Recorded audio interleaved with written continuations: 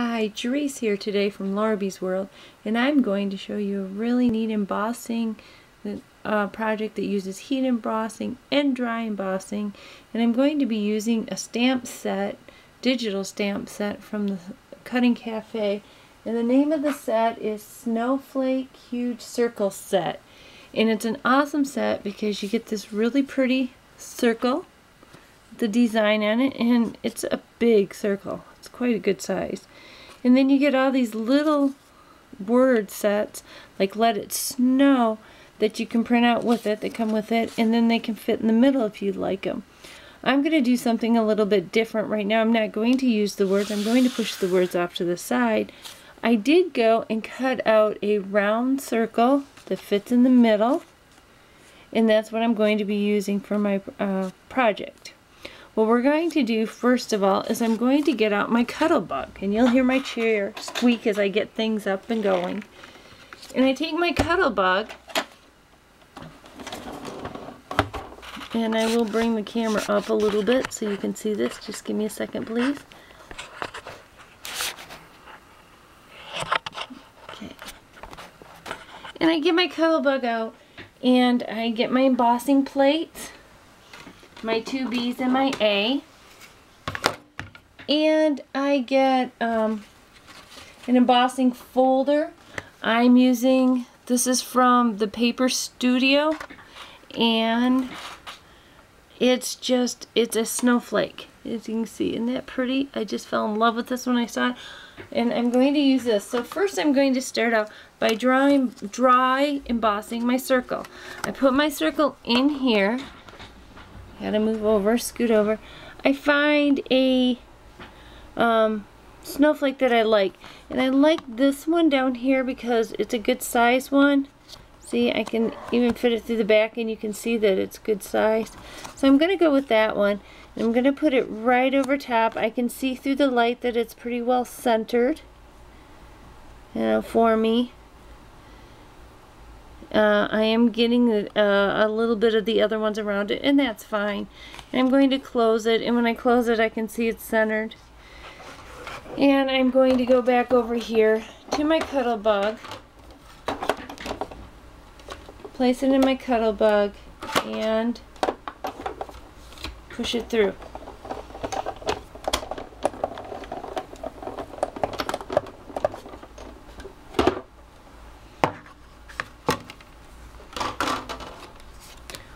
Voila, my emboss. And you're like, well, yeah, I've done that before, whoop-de-doo. But there's a next step that is really neat that I like to do, and I did it one other time and people wondered how I did it, so I'm like, I'll show you at a later date. Well, guess what, it's the later date.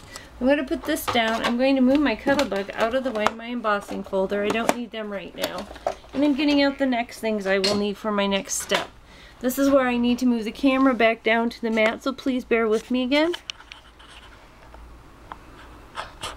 as I move my camera. Oh, looky, here we go, ah, there we are.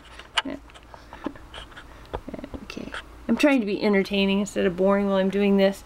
Okay, I've got this here, and what you'll need for this is you'll need a bray. So you can see my bray, I used it, experimented with one a few minutes ago. Since I am using a circle, tweezers. You'll see why in a minute. They're a wonderful thing to use for a project like this. And some kind of embossing pad. I like to use the big embossy tinted. It's got just a touch of color to see that it's on whatever you're doing, but it's not enough color that when you emboss, heat emboss, it shows through. So you can use other colors on top. The other thing you'll need is a little bag like this, and you can find these over, and I forget the names of them. It's a resin. If you look closely, maybe I'm hoping in the video you can see there's a little bit of powder like comes out, and it's a resin, what they call. A lot of times you use it like in sports, something similar to this, to keep your hands dry. This is great because it takes away the static cling on what you're doing, so you don't get embossing powder sticking all over every place. And one other thing you need, last but not least, is a little brush, just to sweep off if you get powder where you don't want. So once you've done this, you can get ready to do the next step. What I'm going to do is grab a piece of paper. I usually use a piece of scrap paper. Something that's simple, easy to use. I'm going to use yellow orange so you can see what I'm doing underneath it today. And I'm using a bigger piece than I usually use. And what I do is I take my design I've just embossed, and I take the raised side that's standing up, and the first thing I do, I pat this down on it, brush it off to get rid of all my static. Okay, and the last thing I forgot to put up, silly me, I forgot to get my embossing powder.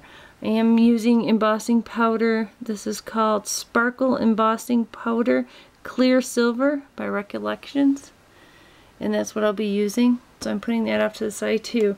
Once I've used my resin bag on here, I can put it off to the side, and then I take my bray and I take my embossing pad and I roll it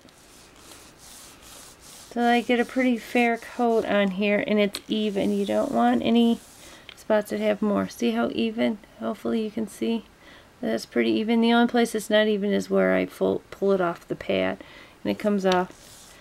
Yeah, see, like that, and there you go. Once I've done that, put my pad to the side, I can take my thing and lightly, that's the trick, if you push down, you're going to have the embossing, your ink going everywhere. So lightly roll over your picture and back. You might want to turn it, go from a different angle. I try a little different part of the bray. I noticed that I've got one side where I've got some that came off that shouldn't have. I've got another area that's not. This, I can take my finger, hold it down, and wipe this down a little bit, and hopefully get rid of some of that so it doesn't stick when I go to put the powder on the edges a little bit. There's little areas. It's gonna, you're gonna get a little. There's not a lot you can do about it. Now what I'm going to do is keep this in line.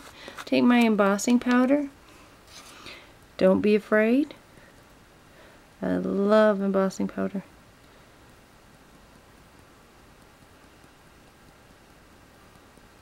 Use it.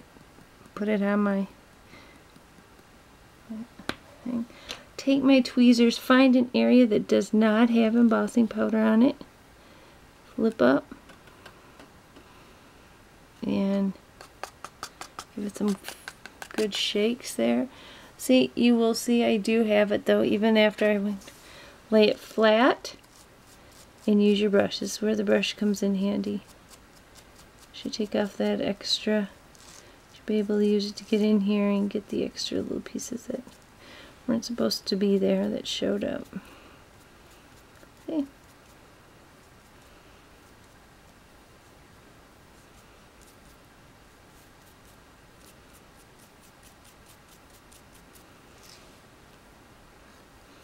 Did notice the tip of my tweezers have embossing powder on them too, so I'm going to turn them over here so I can come back over in this area and brush it off. And once we've gotten it all brushed off, I'm going to grab my heat gun. Yes, you do need a heat gun. I did forget to include that. My heat gun's behind me, so I'm going to have to turn around for a second, so you're going to hear a whizzing of a heat gun. So I heat this up. I will try to bring it. See how far I can get my gun to come over here. Got it hooked into my cart, so it sits behind me. Here we go. Yay. I reached. I don't want it to blow my powder everywhere. Okay, one hand, keep hanging on to the tweezers. Drop it like I did. No, don't drop it. I'm joking. See, it's stuck on there. I'm safe. A little bit came off, not enough to worry about it. I'm making sure I'm in the camera frame. Turning on my heat. Listen, here we go. Plug your ears.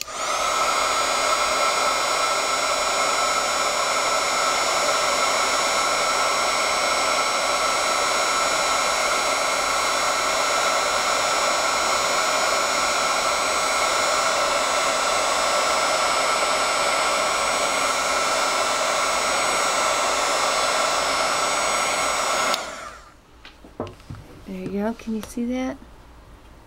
It's turned out. I'm trying to give you some different angles of it. Well, you can see it's beautiful. It's just absolutely gorgeous. I mean, it's got just a touch of, it says silver, but it looks like a blue to me, which I think is just even prettier. And then once I get this done, I can come back over to my card.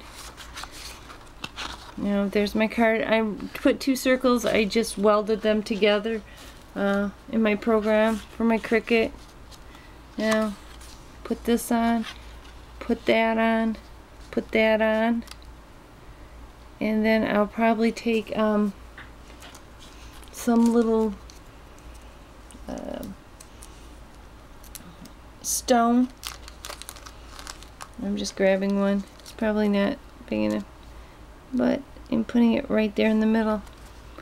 Voila, a beautiful Christmas winter card. If you know, miss Christmas, sending out Christmas cards, which I'm famous for, you can do this and say, hey, I miss Christmas, but here's a winter card or a snow card. So I hope you enjoyed the tutorial and it comes in handy and you can be next to try it. Thanks for sharing, or thanks for checking it out.